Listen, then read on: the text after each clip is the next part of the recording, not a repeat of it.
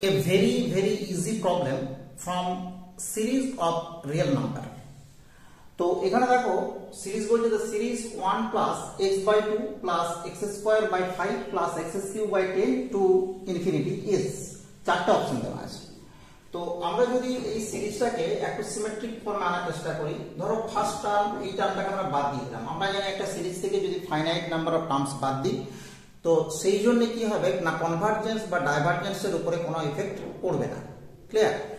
তো এটাকে বাদ দেওয়ার পরে দেখো আমরা ফার্স্ট টার্মকে লিখতে পারি x to the power 1 by 1 square plus 1, second টার্মকে লিখছি x square by 2 square plus 1 plus x cube by 3 square plus 1।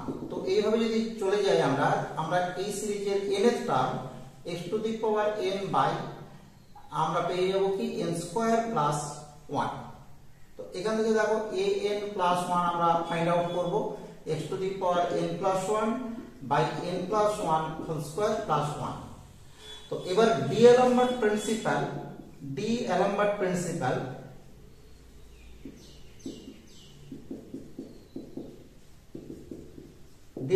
Principal কি বলছে না, limit n tends to infinity an plus 1 by an, this mod if it is L and it is less than L then it is convergent, if greater than 1 this is divergent, and if it is equal to 1 then we make no conclusion by this test।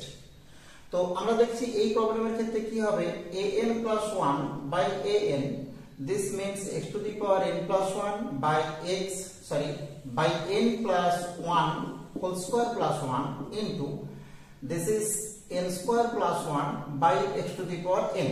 আমরা এবারে সরাসরি উল্টে লিখে দিলাম। তো এখান থেকে x to the power n cancel out করে নিলে পেয়ে যাচ্ছি x into n square plus 1 by n plus 1 whole square plus 1। এবার আমরা যদি n স্কয়ার দিয়ে আমরা ডিভাইড করে নিই নিউমারেটর ডিনোমিনেটর, তাহলে এখান থেকে পেয়ে যাচ্ছে কি 1 plus 1 by n square by 1 plus 1 by n whole square plus 1 by n square। তো দেখাই যাচ্ছে যে এটা কিন্তু টেন্ডস টু এই জায়গাটা কিন্তু টেন্ডস টু 1 হবে, 1 plus 0 by 1 plus 0 whole square plus 0, so this is 1 and x আমরা পেয়ে যাচ্ছি। ক্লিয়ার? তাহলে D'Alembert প্রিন্সিপাল কি বলছে যে this mod, so we get the limit is mod x, so D'Alembert principal বলছে কি যে mod x যদি less than 1 হয় তখন কনভার্জেন্ট হবে। তো mod x less than 1 means -1 less x less 1, আর mod x যদি greater than 1 হয় তখন ডাইভারজেন্ট হবে, so this is x greater than 1 or x less than -1, এখান থেকে আমরা পাই। তো আমরা যদি অপশনের দিকে তাকাই দেখতে পাচ্ছি যে x less than 1 convergent mean x less than 1, এই অপশনটা কিন্তু আমরা পেয়ে যাচ্ছি। আর এখানে দেখো mod x greater than 1, তার মানে x greater than 1 এ কিন্তু ডাইভারজেন্ট, এই কথাটাও কিন্তু আমাদের অপশন নাম্বার 2 তে পেয়ে গেছি। ওকে, আর এই দুটো হবে না, তার মানে দেখো এটা কিন্তু দুটো অপশন এখানে কারেক্ট হয়ে যাচ্ছে। তো আই থিংক কি এই অপশনটা একটু মিসকনসেপশন হয়ে দেওয়া গেছে, এখানে দেওয়া হয়েছে। আমরা যদি এরকম ধরনের কনফিউশনের জায়গাতে পৌঁছে যাই আমরা কিন্তু কি করব, একবারে কোনো কিছু না ভেবে convergent when x less than 1, তারপরে এটা নিয়ে যখন অ্যানালাইসিস হবে বা এটা নিয়ে যখন আমরা রেজাল্ট বেরোবে তখন দেখা যাবে কি হয়তো দুটোকেই কারেক্ট বলা হবে, সেটা পরের কথা।